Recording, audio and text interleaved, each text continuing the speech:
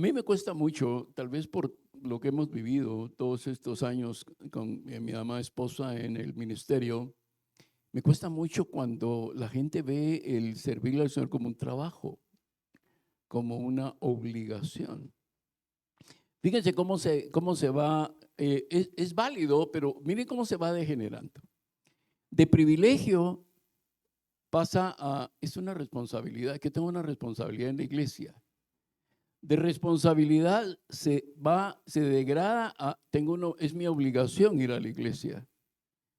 Y de obligación se degrada a, es que tengo a una carga. Amén. Así es que de privilegio de servirle al Señor pasa a una responsabilidad. Tengo responsabilidad. De la responsabilidad se va a esa obligación. Es que siento la obligación de ir a la iglesia. Y de la obligación se vuelve una carga. Entonces ya es pesado servirle al Señor o venir a la iglesia o congregar. En todas las iglesias, óigame que esto no está pasando nada más aquí, está pasando en muchos lugares, pero es la condición de la iglesia. Por eso es que el Señor quiere hablar a nuestro corazón hoy, y para eso quiero que abran su Biblia en el Evangelio de Marcos, en el capítulo 9 y versículo 14. Y vamos a leer varios versículos, de hecho vamos a leer cerca a 20, 14, 15 versículos prácticamente vamos a leer. Ya ve que en estos últimos domingos estamos leyendo bastante Biblia, ya no agarramos solo un versículo, sino que leemos bastante, porque todos tenemos que estar seguros de qué es lo que Dios está diciendo en su palabra, textualmente y contextualmente también. Amén. Me dicen amén cuando ya estén ahí para que yo sepa que vamos a leerlo juntos. Amén. Marcos capítulo 9, versículo 14 al 29. Amén. Amadas hermanas mujeres, vengan a sentarse, más, vengan a sentarse aquí con su esposo. Y Leti por aquí, pues puedes sentarte. Siéntense, mis amadas hermanas. Amén, gracias. Verso 14. Cuando llegaron a los discípulos, vieron una gran multitud alrededor de ellos. ¿De quiénes? De los discípulos.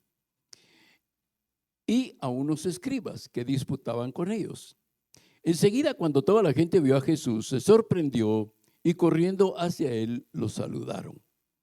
Y les preguntó, ¿qué disputan con ellos? Le respondió uno de la multitud, Maestro, traje a ti mi hijo porque tiene un espíritu mudo. Y donde quiera que se apodera de él, lo derriba, echa espumarajos y cruje los dientes y se va desgastando. Le dije a tus discípulos que lo echaran fuera, pero no pudieron. Y respondiendo le dijo, oh generación incrédula. Otra versión dice generación perversa.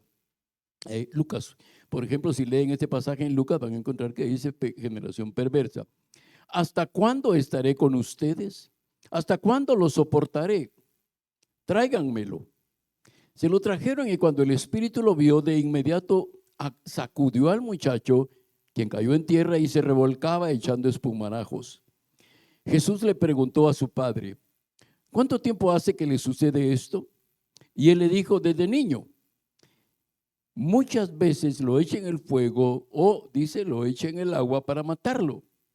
Pero si puedes hacer algo, ten misericordia de nosotros y ayúdanos. Jesús le dijo, si puedes, al que cree, todo le es posible. Inmediatamente el padre del muchacho clamó diciendo, creo, ayuda a mi incredulidad. Pero cuando Jesús vio que la multitud se agolpaba, reprendió al espíritu inmundo, diciéndole, espíritu mudo y sordo. ¿Qué le dijo? Espíritu mudo y sordo. Fíjense ver que era mudo y sordo, pero oyó la voz de Cristo. ¿Y qué le dijo? Sal de él y no entres más en él o no vuelvas más a él. Entonces, clamando y desgarrándolo con violencia, el espíritu salió y el muchacho quedó como muerto. De modo que muchos decían, está muerto. Pero Jesús lo tomó de la mano y lo enderezó y él se levantó. Cuando entró él en casa, sus discípulos le preguntaron en privado, ¿por qué no pudimos nosotros echarlo fuera? Y él les dijo, este género con nada puede salir sino con oración. En la versión 2015 hay otra versión que dice con oración y ayuno. Amén. Padre, yo te pido que tu Santo Espíritu grabe la palabra hoy en nuestro cerebro, en nuestra alma y en nuestro corazón. Hoy hablo que la atmósfera de este lugar quede totalmente limpia, que tus ángeles ministren la atmósfera de este lugar, de tal manera que todos los que estamos reunidos hoy recibamos con gozo la palabra para ponerla por obra. Señor, que el corazón de cada uno de los que estamos reunidos hoy, de cada oyente, sea grabado con el fuego de tu espíritu, esa palabra que cada uno de nosotros necesita, Señor. Y que la misma atmósfera y el ambiente de este lugar, lleno de tu presencia ya, lleno de esa liberalidad que nos das para predicar tu palabra, Señor, traiga la paz de saber que hoy se está marcando un antes y un después en nuestra vida y en nuestro caminar espiritual en esta tierra. En el nombre de Jesucristo. Amén. Amén. Todo es posible. ¿Sí? Cuando yo pienso todo, solo pienso en una línea curva o recta, como ustedes quieran, que va de aquí para acá. Todo lo que involucre todo está cubierto, en todo es posible. Hay otro pasaje en el cual él dice nada es imposible para Dios. Y entonces pienso es de aquí, de regreso para acá, nada. Pero todo es posible. Y nada de lo que pueda tú necesitar es imposible para Dios. La vida cristiana es una vida de fe. La vida cristiana no es una vida de galardones, de marcas, ahora que se habla mucho de marcas, ¿verdad? Se vende la marca, dice. Y antes pensábamos de marca, la marca que lleva nuestra camisa, la blusa, el pantalón o los zapatos por ahí en algún lado. Pero ahora la marca es el nombre de una persona. La marca ahora es cualquier cosa que la persona pueda promocionar. Y esto está llevando pues obviamente a la sensualidad, está llevando a la gente a pensar más en su imagen. De hecho, cada vez hay más asesores de imagen en la sociedad. Cada vez hay más gente que les habla, les cuenta, les dice, porque hay que mejorar la imagen. Tengo que conocerme. Y miren, ha habido suicidios, han habido amenazas de muerte en ese mundo mediático, en ese mundo del entretenimiento. Pero el cristiano vive por fe. Nosotros vivimos por fe. La palabra del Señor nos enseña que nosotros vivimos por fe. Cuando Pablo escribe a los Corintios, les dice, por fe andamos, no por vista. Ahora, ¿eso es cierto o no es cierto? Sí es cierto, ¿sí? ¿Es cierto o no es cierto? Por fe andamos, no por vista. ¿Eso qué implica? Que yo creo lo que dice aquí en la palabra del Señor, aunque mis circunstancias me estén diciendo lo contrario cuando son cosas adversas. Y aquí surge una pregunta para nosotros y los que nos ven a través de este video posteriormente, ¿se ha preguntado usted alguna vez cuánto usted sabe de la Biblia? De un 100%, ¿cuánto sabes de la Biblia? ¿20? ¿40%? ¿60%? ¿Cuánto sabes? Honestamente, ¿cuánto sabes? Poco es cualquier cosa, mucho es cualquier cosa. ¿Cuánto sé de la Biblia? ¿Cuánto conozco de la Biblia? Porque cuando Pablo dice por fe andamos, no por vista, es porque nosotros creemos. Miren que el problema de los discípulos en este pasaje, ya voy a llegar a él, pero el problema de los discípulos no es que no tuvieran autoridad. El problema de los discípulos es que dejaron de creer. El problema de los discípulos, miren, cuando dice, voy a ir saltándome de un lado para otro, pero hace mucho tiempo yo siempre decía, no, o sea que tengo que orar más y tengo que ayunar más. Pero fíjense que en el estudio de este pasaje no es, tengo que orar más para poder echar fuera demonios o tengo que ayunar más para echar fuera de los demonios. No, ¿sabe? El problema de los discípulos es que como ellos previamente habían recibido ya poder y autoridad para echar fuera demonios, Y dice que sanaban a los enfermos, pero ellos se llenaron de arrogancia y dejaron de orar. Cuando Jesús les dice este género de demonios no sale sino con oración, Jesús no les está diciendo tienen que orar más, les está diciendo ustedes han dejado de orar. Por eso los demonios no les obedecen. ¿Por qué creen que les dice generación perversa? ¿A quién creen que les dijo Jesús generación perversa? A la gente. ¿A quién les los dijo? A los discípulos. Y saben cuando Él les dice generación perversa, a sus discípulos les dijo, se lo dijo a los 9 apóstoles que se quedaron ahí porque 3 andaban con Él. A los 9 apóstoles, a los discípulos y a sus seguidores les dijo generación perversa. Y saben a qué el término, el adjetivo perverso, ¿saben a qué se refiere? A los que saben y no hacen. Generación perversa no es alguien malvado. El término que Jesús usa aquí no es alguien malvado que está buscando destruir. El término que Jesús usa aquí es un término que está usando con sus discípulos, con sus 9 apóstoles que se quedaron ahí, porque les está diciendo, ustedes saben lo que tienen que hacer, pero no lo hacen. Lo saben, pero no lo hacen. Y entonces caen en un rango de gente incrédula. Amén. Esto es algo serio que nosotros tenemos que tomar muy en cuenta cuando nosotros estamos hablando de esto. Mire, cuando el Señor habla de fe, Pablo habla acerca de esto cuando dice, allá en 2 Corintios 5:7, dice, por fe andamos y no por vista. Pero más adelante el apóstol declara también, ahí en el libro de Gálatas capítulo 2 y verso 20, Pablo dice, lo que ahora vivo en la carne, lo vivo en la fe del Hijo de Dios. Parece que la iglesia y los cristianos estamos agarrando ese pasaje a la inversa.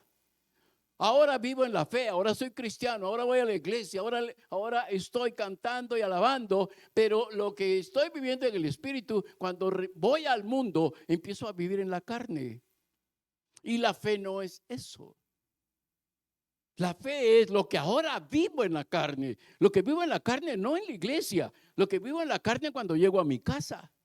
Lo que vivo en la carne cuando voy al trabajo, lo que vivo en la carne cuando voy en el tráfico, lo que vivo en la carne cuando tengo que tratar con gente complicada. Lo que ahora vivo en la carne, lo vivo en la fe del Hijo de Dios. Es lo que Pablo dice, Gálatas 2:20 habla de eso. Y Hebreos 11:1, pues esto es lo que todos ustedes saben, es pues la fe, la certeza de lo que yo espero. ¿Qué estamos esperando?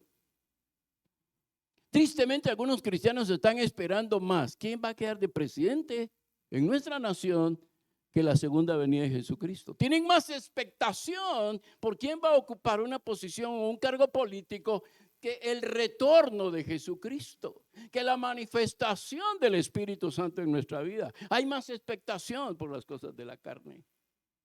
¿Lo necesitamos? Claro que sí, por supuesto. El Señor mismo ha establecido orden, jerarquías y organización dentro de una nación. Diga ese versículo 6 del mismo Hebreos, dice el Señor, sin fe es imposible agradar a Dios. Yo creo que los esposos lo hemos experimentado cuando tenemos un problema con nuestra pareja, ¿verdad? Pero un problema serio, un problema que sí sacó chispas. ¿Y cómo cuesta arreglar eso después, verdad? ¿Por qué? Porque nuestra pareja no nos cree. No, pero mira, pues, no, y no me cree. Yo le llevo, no, mira, hasta te traje una bebida dietética. No te creo, no me vas a contentar con eso. Pero mira, te voy a llevar a tal lado. Vamos, pero no te voy a creer. Y cuesta. Ahora imagínate que dice, sin fe es imposible agradar a Dios. Que aunque nosotros hagamos una serie de monadas para agradar a Dios, si no tenemos fe, no lo estamos agradando. Punto. La Biblia lo dice. Yo tengo que caminar en eso. Amén. Jesús se lo dijo a Tomás allá en Juan 20:29. Le dice, porque me has visto, Tomás, creíste. ¿Verdad? Y nosotros a veces decimos, yo como Santo Tomás, hasta no ver, no creer, incrédulos. Hasta no, yo como Santo, a veces hasta nos jactamos. Yo como Santo Tomás, ¿verdad? Solo falta que digamos que así como Judas, ¿verdad? ¿Mm? Y él dice ahí, porque me has visto, Tomás, creíste. Bienaventurados, mire usted y yo, y miles, millones, bienaventurados los que no vieron y creyeron. Amén. Los que no vieron y creyeron. Mientras tanto, Pedro le recuerda ya en la primera carta y capítulo 1 y verso 8, Pedro en su primera carta le recuerda a la iglesia y le dice, a quien amáis sin haberle visto. Amén. En quien creyendo, aunque ahora no lo veáis, os alegráis con gozo inefable y glorioso. ¿Mm? Cuando usted se sienta, invita a comer a su pareja o a sus hijos, usted se los lleva a un bonito lugar y les da una buena comida. Y cuando usted los ve comer, les dice, ¿te gusta la comida? ¿Verdad? Y sí, ¿verdad? O sí, mi amor, gracias por haberme.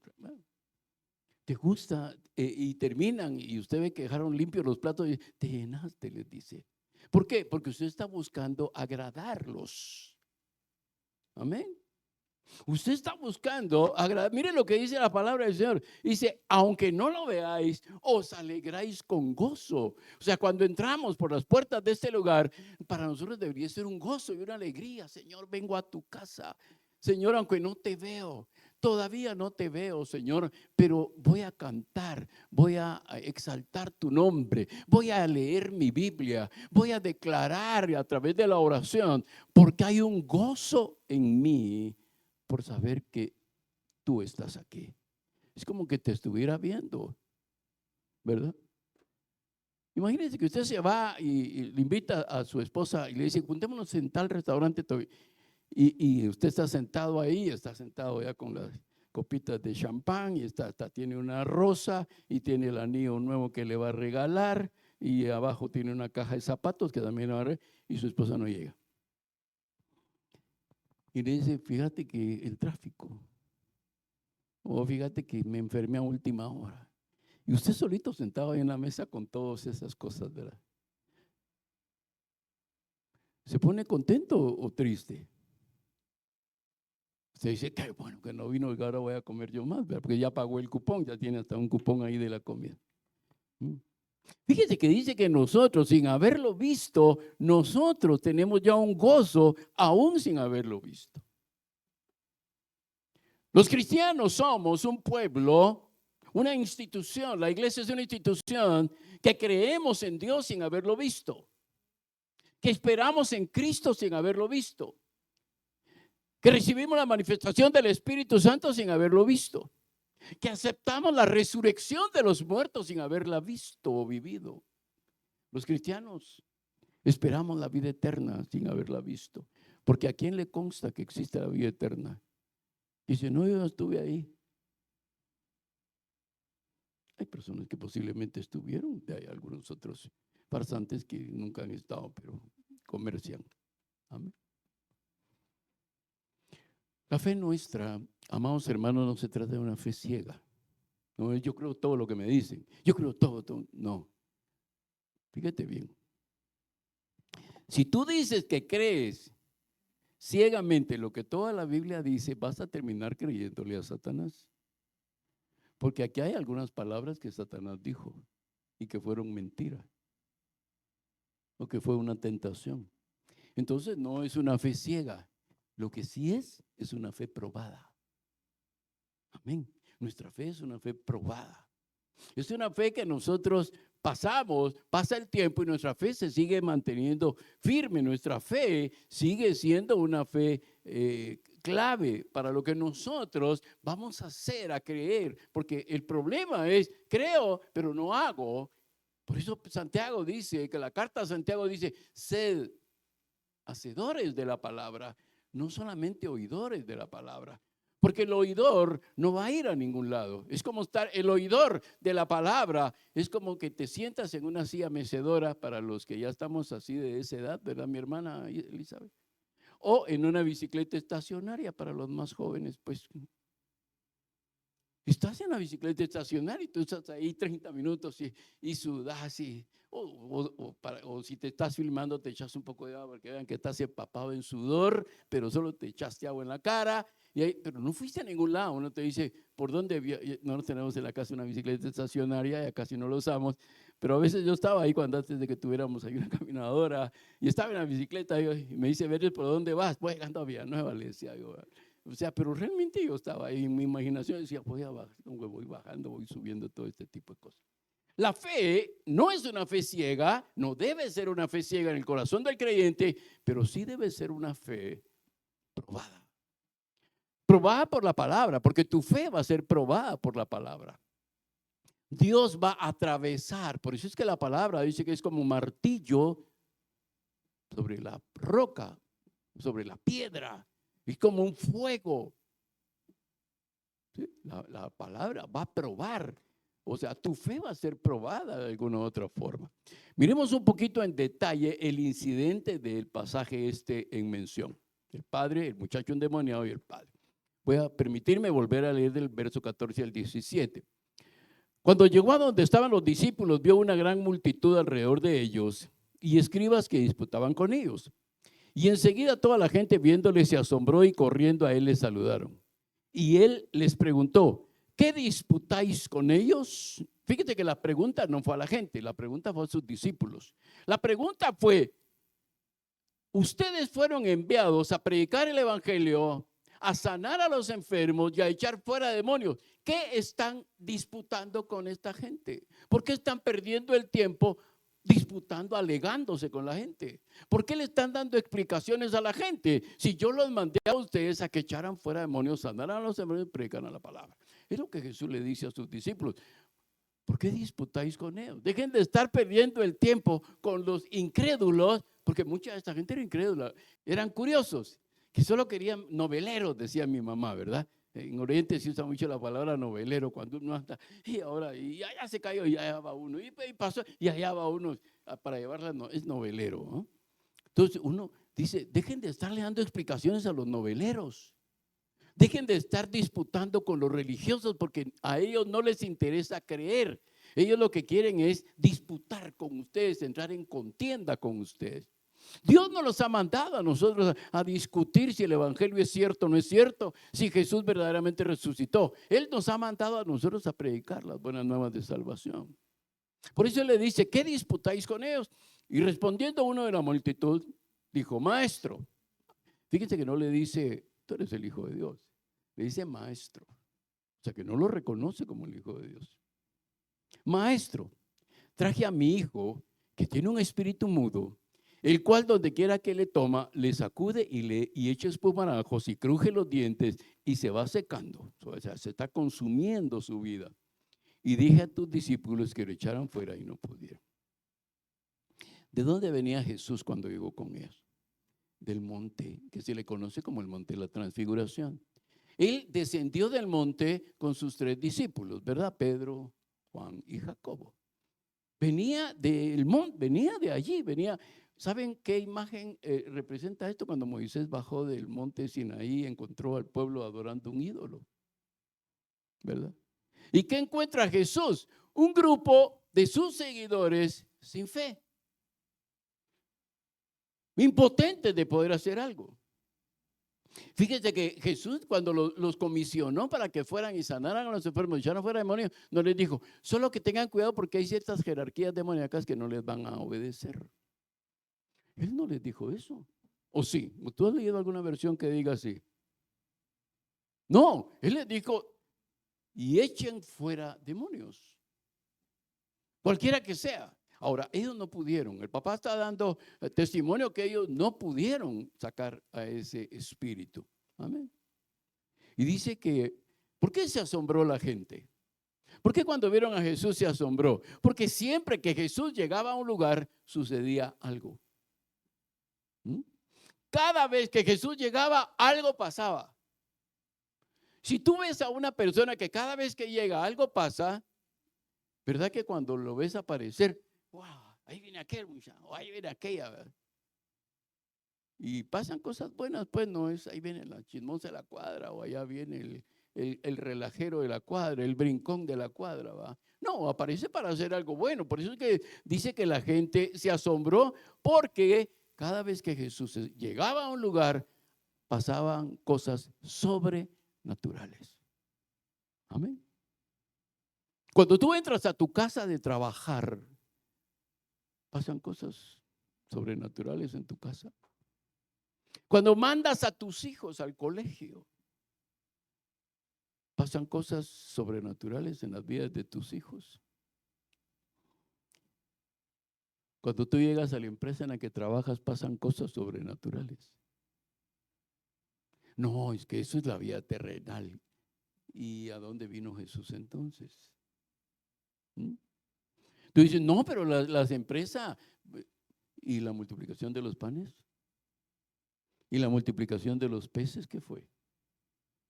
¿No fue una multiplicación sobre algo pequeño que había? ¿Mm? ¿No puedes tú orar por tu caja chica, que ya no sea chica? ¿Mm? ¿No puedes orar por tu chequera, Señor? No para hacerte rico, sino, Señor, tenemos que cubrir tales gastos, tenemos que cubrir esto, Señor. Dios, en tu nombre, Señor, bendice. Y prepárate para ver lo sobrenatural, porque sin fe es imposible agradar a Dios. ¿Mm? No vas a salir, Señor, en tu nombre, güey, y luego sales de ahí y te vas a hacer un préstamo.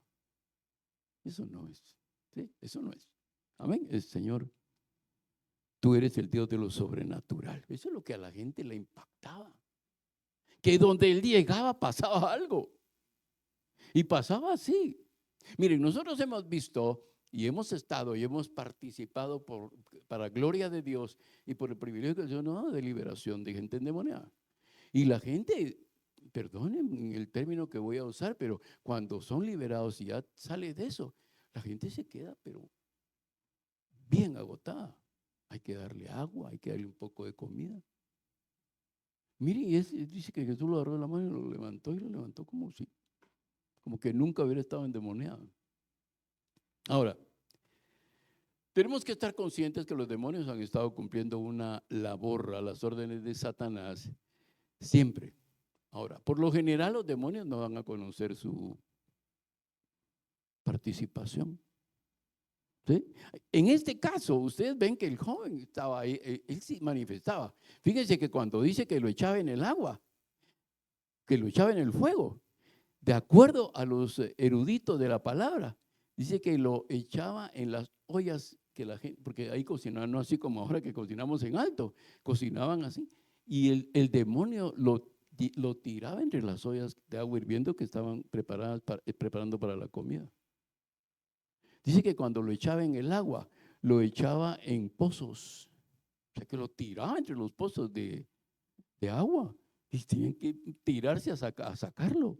Porque lo que quería era, ¿qué? Matarlo. Miren, aquí no estamos tratando que lo echaba en el agua, entonces le agarraba la cabeza y se la metía entre el agua. Y el otro salía así, ¿dónde están las joyas? Decía el chiste aquel, ¿verdad? Lo tiraba entre los pozos de agua. ¿Mm? Imagínense el tormento de ese papá. Imagínense la angustia de ese papá, de estar él preparando y de repente miraba que su hijo pegaba un grito y iban para la olla de agua caliente. ¿Mm? Usted piensa que las personas que se suicidan están desesperadas, pero que se suicidan, un demonio los convence que se tiren de ese puente. ¿Mm? Es que estaba tan desesperado, no. Por supuesto, no tiene cobertura de Dios, no tienen cobertura de Dios, porque la persona que se suicida no va al cielo, oye. Así es que un demonio los induce a que se suiciden. ¿Quién indujo a Judas a que se ahorcara? El mismo demonio, Satanás había entrado en él, dice la palabra. Y un demonio lo indujo a que se suicidara. Miren, ustedes no sé si han preguntado, ¿y si Judas se hubiera regresado con Jesús y se hubiera arrepentido? ¿Qué hubiera pasado?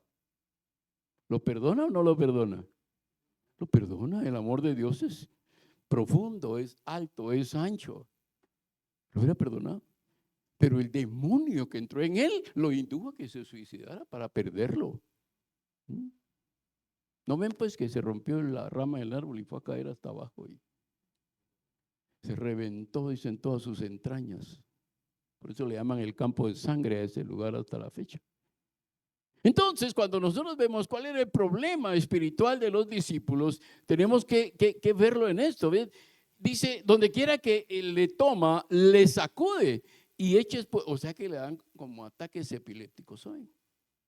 Lo sacude, y eche espumarajo, eso lo hemos visto.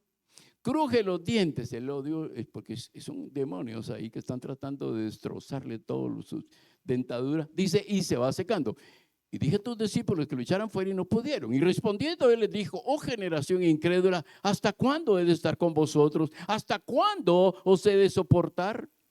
Está diciendo a los discípulos, ¿qué están haciendo ustedes? Hubo un fracaso de los discípulos en echar fuera a los demonios de ese muchacho.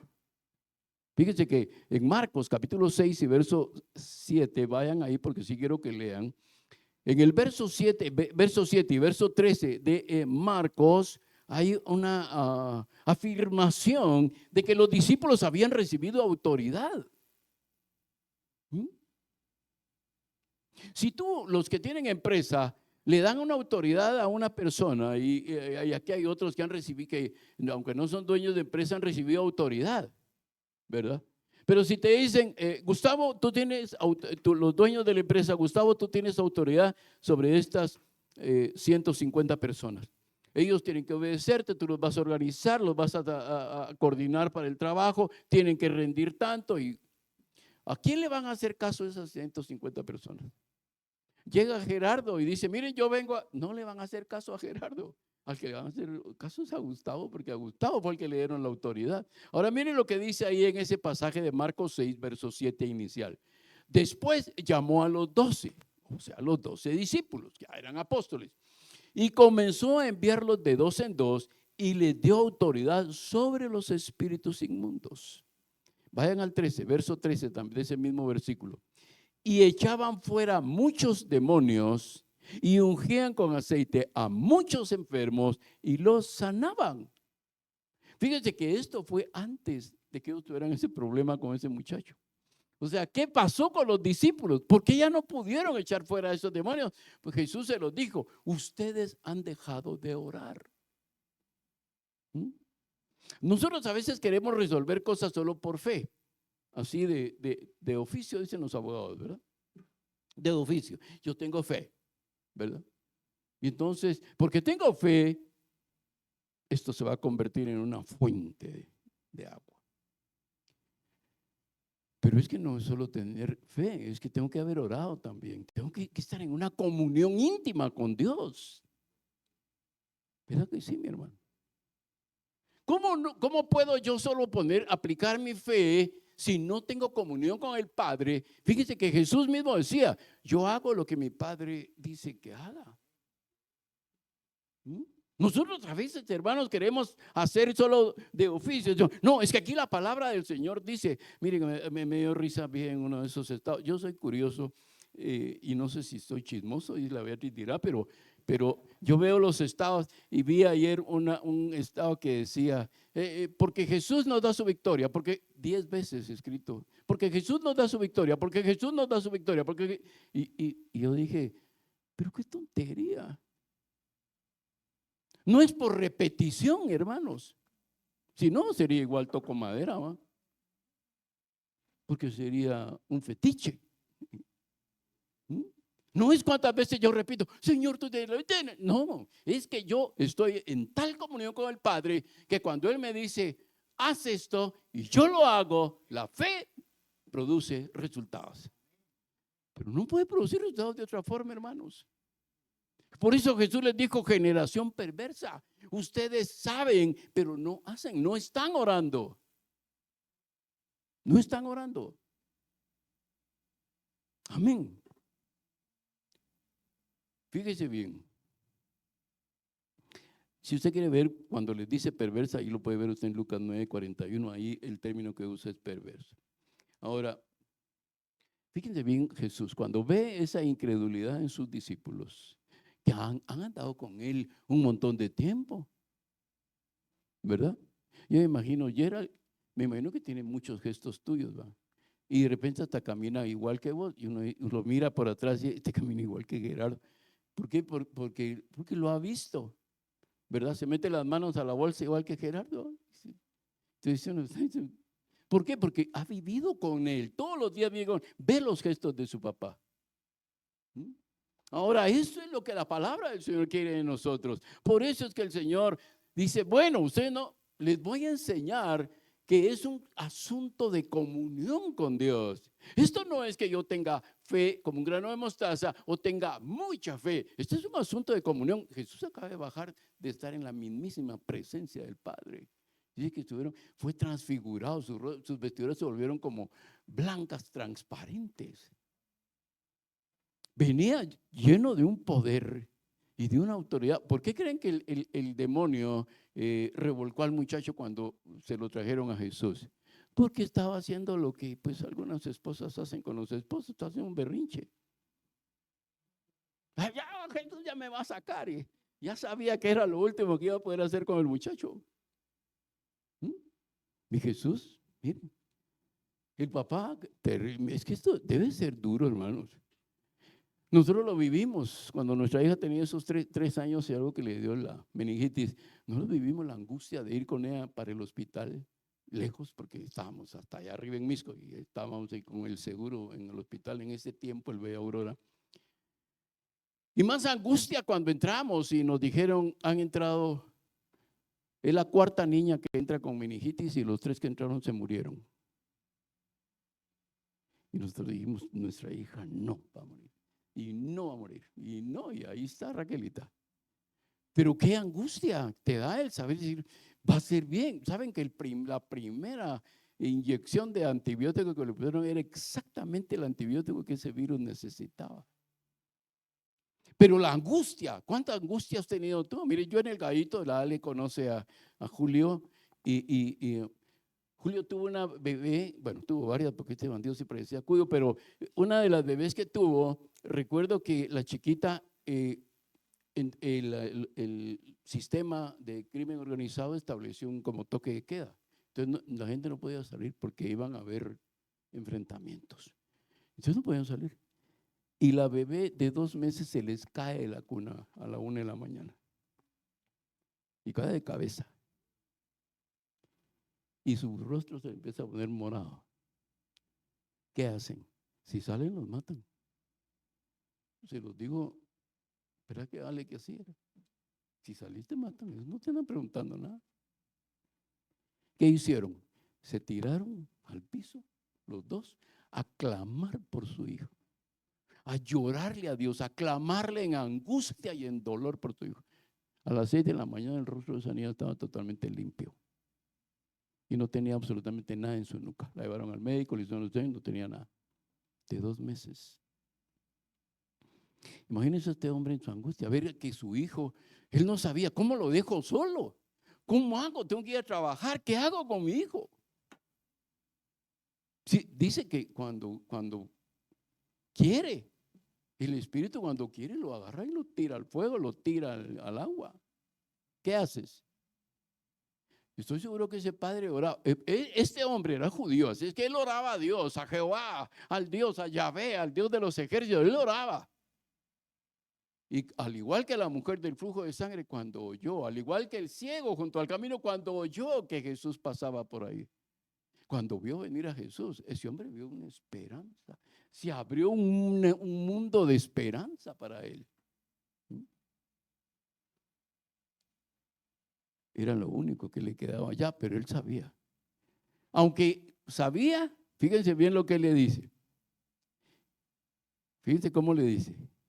Si puedes hacer algo. No le está diciendo, tú puedes. Le está diciendo, si puedes. Todavía él está dudando si Jesús puede. Porque como los discípulos de él no pudieron, ¿verdad? En algún momento dice, sí o no pudieron, de repente él tampoco, pero si puede. Mira, si puedes, si crees que hay algo. Y él le dice, Fíjense que en el original no le dice, está como pregunta. Jesús dice, si puedes. ¿Cómo que si puedes? ¿Verdad? No es para ver si puedo que vengo, sino porque puedo vengo. Usted está en el libro de Proverbios. Claro que puedo. Jesús le dijo, si puedes. Al que cree, todo le es posible. O sea, le regresa a su lado la pregunta y le dice, si tú crees, tu hijo va a ser libre. ¿Mm? Amén. Así es que ese padre, se hubieron dos circunstancias en ese momento. El padre estaba a punto de alcanzar lo que tanto anhelaba. La primera persona. La segunda persona era el demonio que tenía gobernado a ese muchacho. El demonio estaba a punto de alcanzar lo que con desesperación él no quería. Y era salir. Hemos oído a los demonios decir, no quiero, porque voy a salir. Se ha usado privilegio, ¿verdad, Beatricita?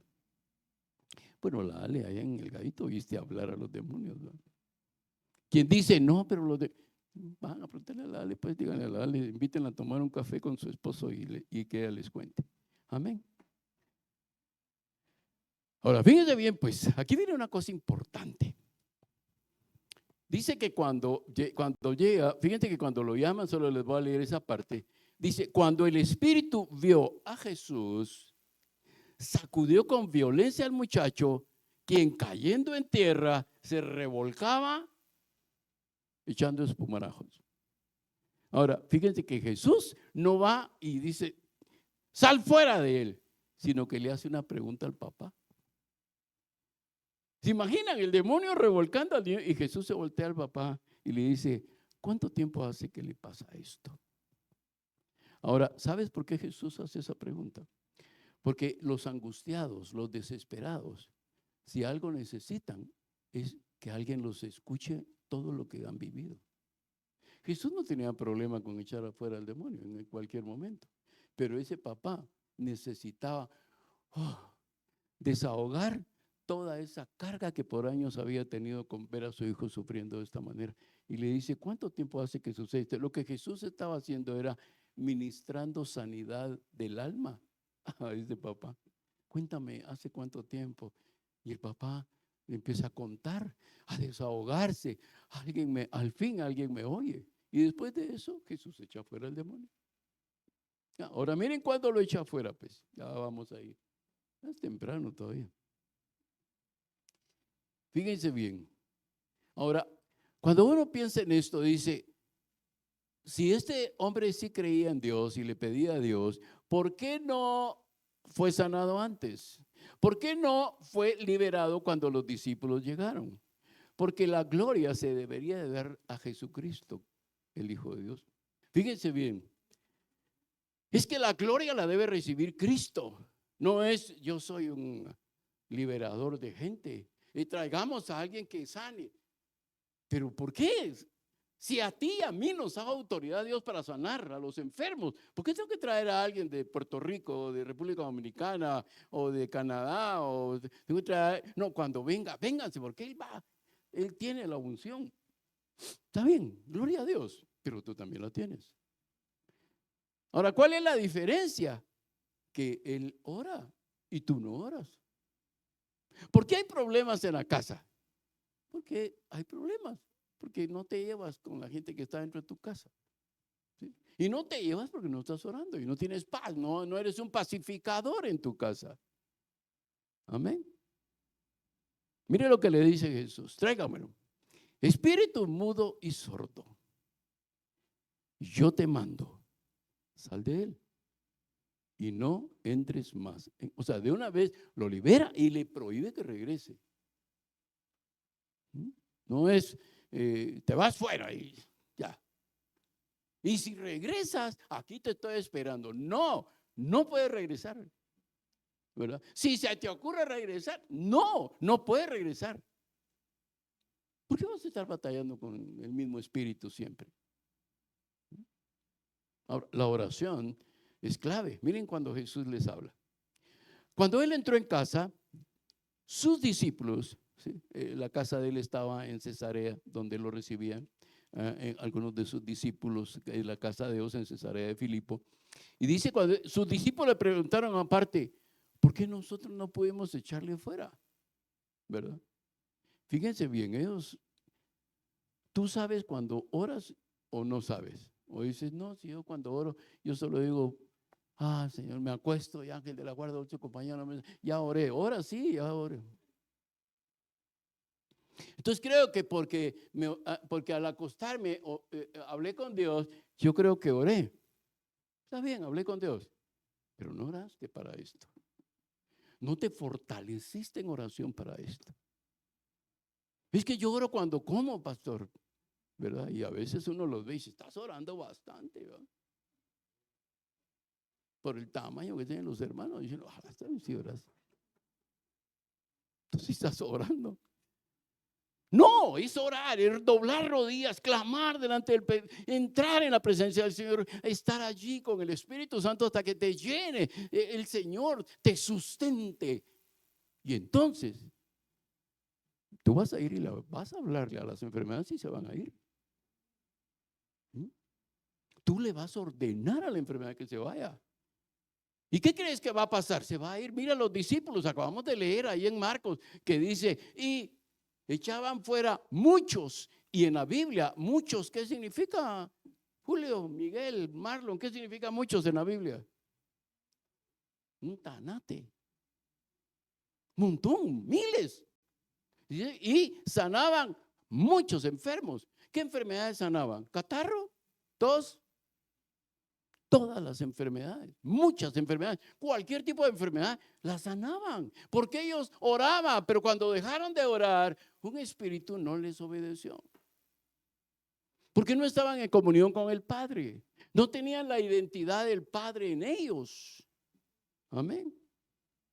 Este género dice, con nada puede salir sino con oración y ayuno. O sea que Dios, oras todos los días, pero oras. Sí, no, la oración de la comida está bien, hermano, pero eso no te da poder. Esa oración de ir allí, postrada ante la presencia del Señor. Amén. ¿Qué necesitamos entonces? Todo es posible. Todo es posible, ¿verdad? Yo tenía, cuando yo era un jovencísimo, preadolescente, yo empecé a trabajar desde muy temprano en mi edad, a los 11 años empecé a trabajar y me acuerdo que en un taller de mecánica, ni modo, yo no tenía la fuerza para sacar algunos tornillos, ¿no? Entonces le decía a mi jefe, este tornillo no sale. Y me dijo, ¿y quién lo puso ahí? Yo no sé, le dije, los que fabrican. Entonces sí sale, porque el que lo puso sabía que se podía quitar, ¿verdad? Así es que aprendí, y así aprendí. Si no, me empuñaba la mano y me daba aquí en la cabeza. Y ¡pam! Cuando yo vi el Chavo del 8 dije, nada, eso yo lo viví. Pero esta es la parte de esa presencia del Señor y esa autoridad que el Señor nos da a través de la oración. Ahora, todos los milagros están relacionados con la fe, pero el poder para producir los milagros están relacionados con tu comunión con Dios. Así es que si lo vemos desde ese punto de vista, si no tengo comunión con Dios, mi fe no va a estar suficientemente sólida, por lo tanto no voy a ver milagros, ni en mi vida ni en la vida de los demás. Bueno, tal vez oiré testimonios. Amén. Ahora, hay un dicho que dice, su fe lo va a llevar a orar, pero su oración lo va a llevar a ejercer su fe. Amén. Ahora, ¿cuándo viene el poder? Cuando yo creo en la oración. Porque miren, hermanos, una cosa es que van íntimamente relacionadas, es que tú creas en Dios. Yo creo en Dios, yo sé que Él tiene el poder, yo sé que su misericordia es grande, yo sé que su amor puede hacer esto. Otra cosa es que tú creas en la oración que haces. Cuando has conocido a una persona mentirosa, hay un dicho en Guatemala que dice, ni sus propias mentiras se cree, ¿verdad? ¿Sí? A veces nos pasa así con la oración. Oramos y no creemos en la oración que estamos haciendo.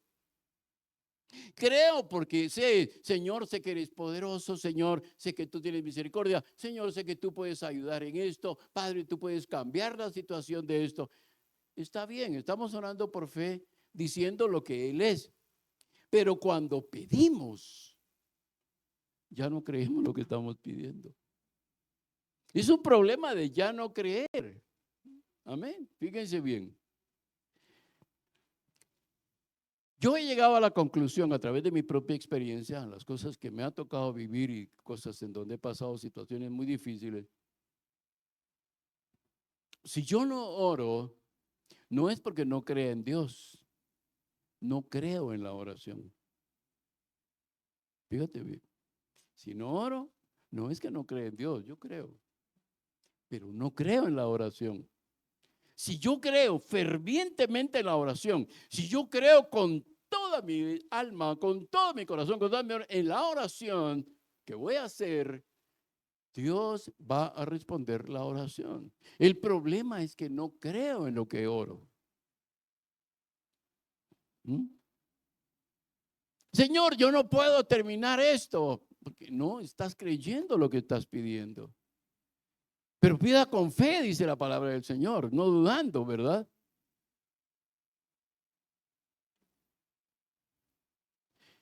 Mire, pues, le quiero poner un ejemplo muy sencillo. Si Raúl sabe, Raúl tiene un problema que él necesita resolver rápido. Y de pronto surge una persona que le puede ayudar. Y le dice, yo te ayudo a resolver eso. Llámame. Ahora, la persona le puede ayudar a resolver el problema, pero Raúl no lo llama. Entonces, ¿cómo lo resuelve? Si la persona le dijo, yo te voy a ayudar, yo te resuelvo el problema, pero llámame. Y Raúl no lo llama. Solo es un ejemplo, mi amado hermano, ¿viste? Y no lo llama, ¿verdad? Y aquel está tronándose los dedos y el otro esperando. ¿Qué pasaría con Raúl que no me llama? Ahí tengo ya todo arreglado para resolver el problema. ¿Por qué? Porque Raúl no le creyó.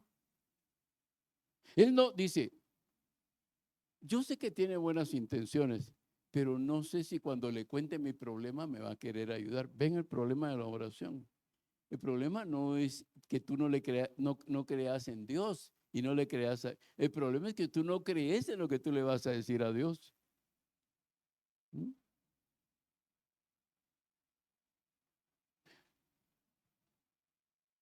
Qué tremendo es, ¿verdad? Cuando le hablas a una persona y tú la quieres convencer de algo y no usas las palabras adecuadas para convencerla. O la persona te dice, no te veo muy convencido de eso. O sea, la persona te está oyendo hablar, pero tus gestos le indican a la persona que tú no estás creyendo lo que le estás diciendo, ni tú mismo estás creyendo lo que le estás diciendo. A veces nos pasa eso con la oración. La Biblia dice que eso es lo que nos sucede, que no vamos, ¿por qué?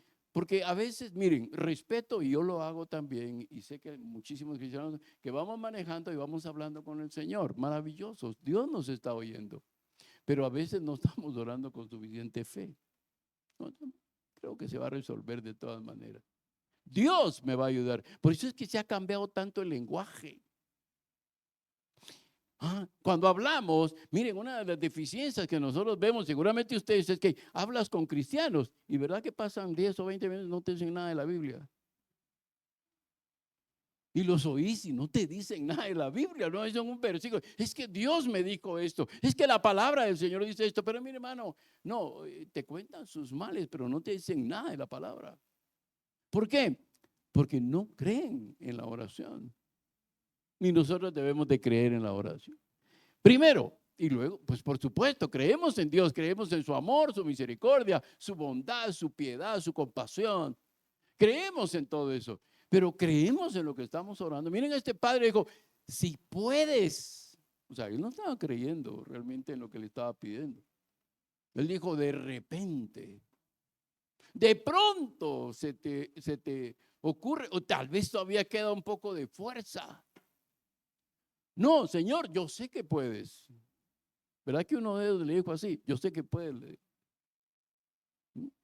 Yo sé que puedes, Señor, sé que todo lo puedes, ¿verdad? El salmista habla de eso, de que todo lo puede en mi pensamiento, dice el Salmo 119. Dice, yo sé que todo lo puedes en mi pensamiento, todo lo conoces, dice la palabra, ¿verdad? Si Dios conoce tus pensamientos, Él sabe de qué cosas tienes necesidad.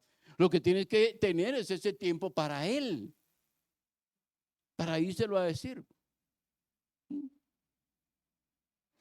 ¿Cómo convences más a una persona? ¿Mandándole un WhatsAppito o hablándole audiblemente por teléfono?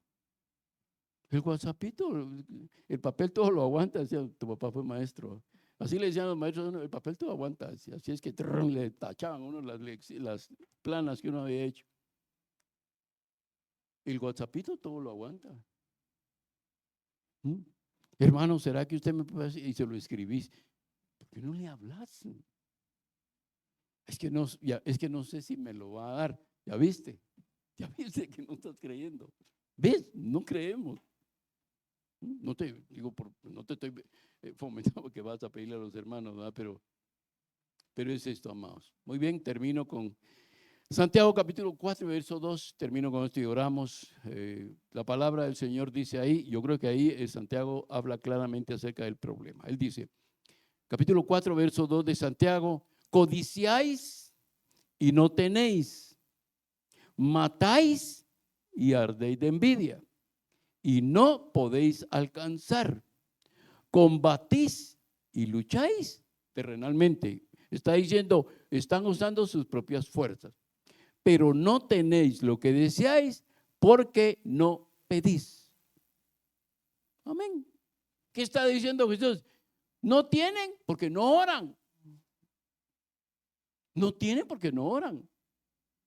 Hermanos, el Espíritu Santo está hablando en nuestro corazón. Oremos al Señor. Dediquémosle tiempo al Señor.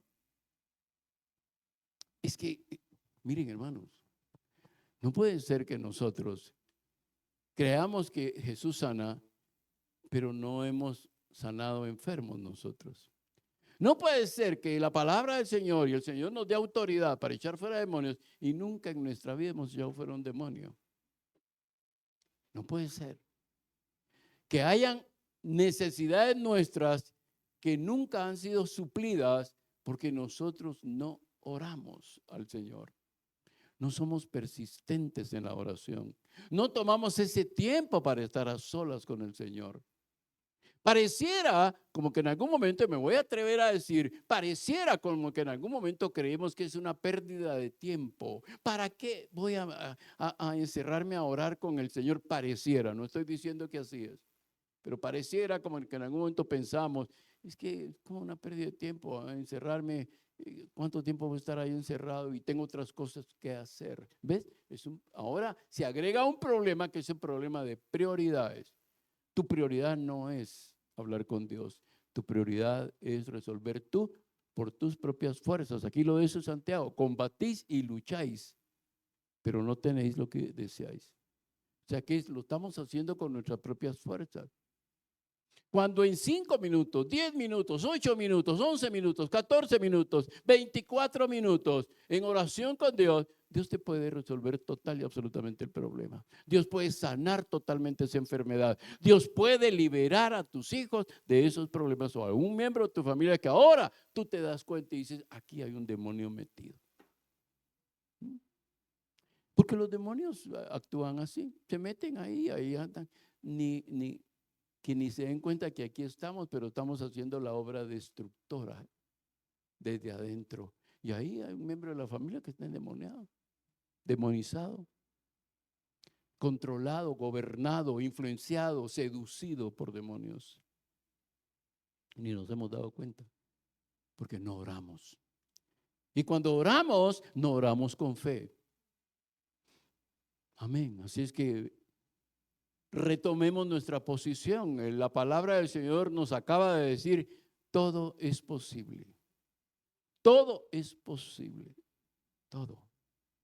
No hay nada que Dios no quiera hacer por nosotros. Y sobre todo, no hay nada que Dios no pueda hacer por nosotros. Él es todopoderoso, Él es omnipotente y Él puede hacer todo, absolutamente todo lo que nosotros necesitemos y ante esas adversidades que nos enfrentamos.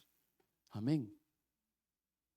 Yo le decía a los hermanos viendo este proceso, el Señor me llevó a un pasaje de la palabra del Señor allá en el primer libro de Reyes, segundo libro de Reyes, perdón, con la situación de Guatemala, la situación política de Guatemala. Uno dice, bueno, ¿quién es el mejor?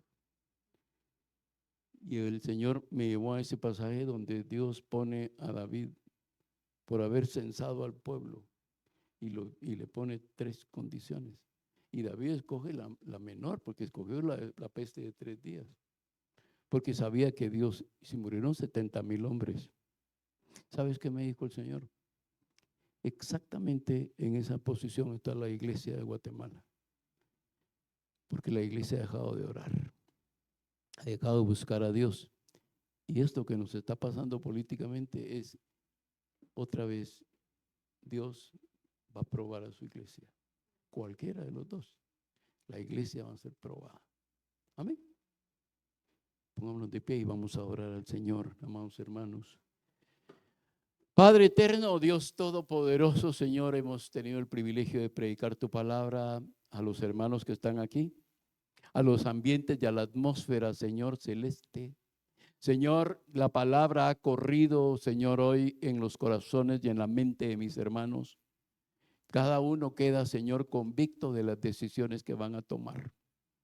Señor, yo he tomado el tiempo para decir lo que tú me dijiste que dijera, para advertir a este pueblo, Señor, para que no sean tomados por sorpresa y se preparen en oración, se preparen en ayuno, se preparen, Señor, Padre, en esa búsqueda de tu rostro, para escuchar de ti, de tu propia boca, Señor, lo que cada uno en particular debe de hacer, Señor.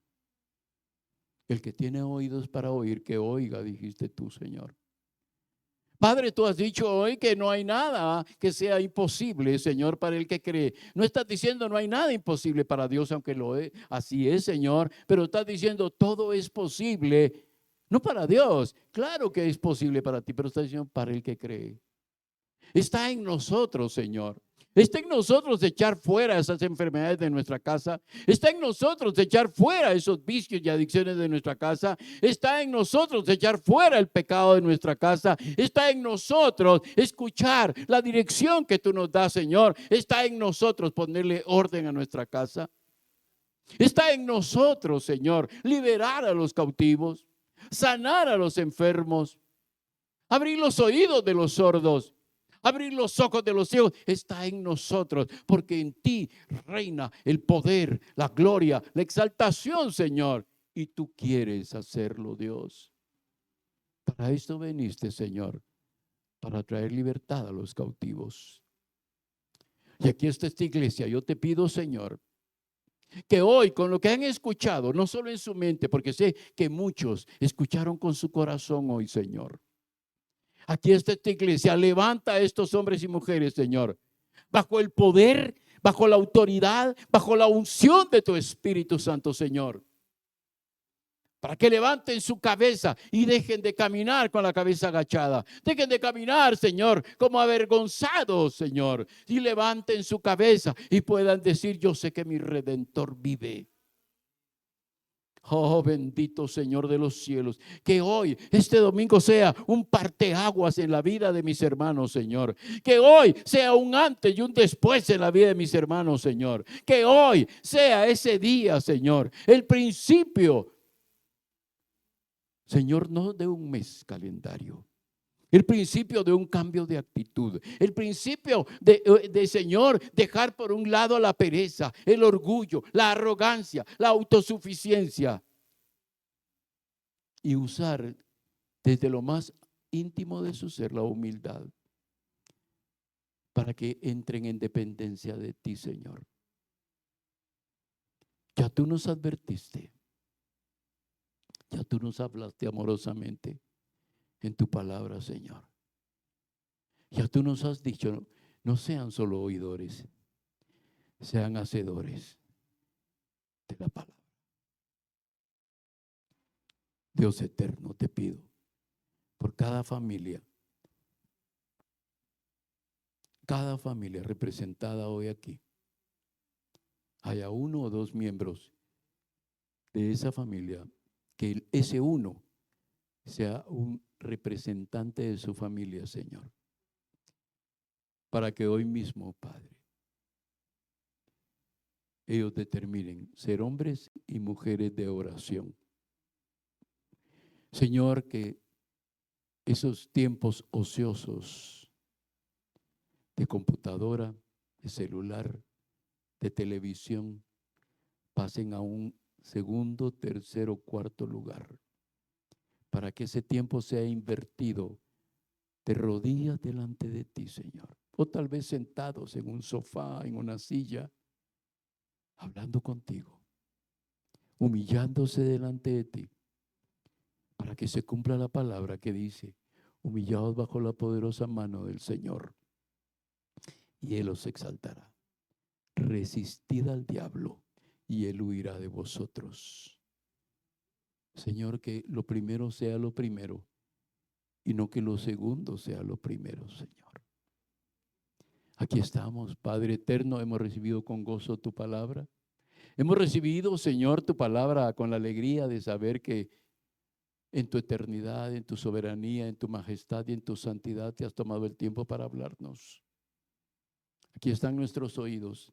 Si es necesario, taladra nuestros oídos si es necesario, Señor, para quitarnos todo el cerumen carnal, mundanal, que en algún momento tapó nuestros oídos, Señor, y que te escuchemos a ti, que eres el dador de vida eterna. En el nombre glorioso de Jesucristo, oramos por nuestros hermanos que están ahí en casa.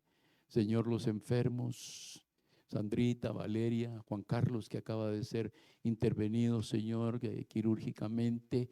Por favor, ahí donde están, y cualquier otro hermano, Señor, que no está hoy aquí por enfermedad, extiende tu mano de sanidad y nosotros iremos y oraremos declarando la palabra. Irrumpiremos en el campamento de los espíritus de enfermedad y haremos que sacar del pozo de la salvación agua de sanidad, de limpieza y de liberación. En el nombre de Jesucristo, Rey de Reyes, Señor de Señores, Príncipe de paz, Alfa y Omega, principio y fin, el primero y el último, el gran yo soy, a quien honramos y bendecimos con todo nuestro corazón. Amén, amén y amén. Amén, amén. Gloria a Dios. Amén.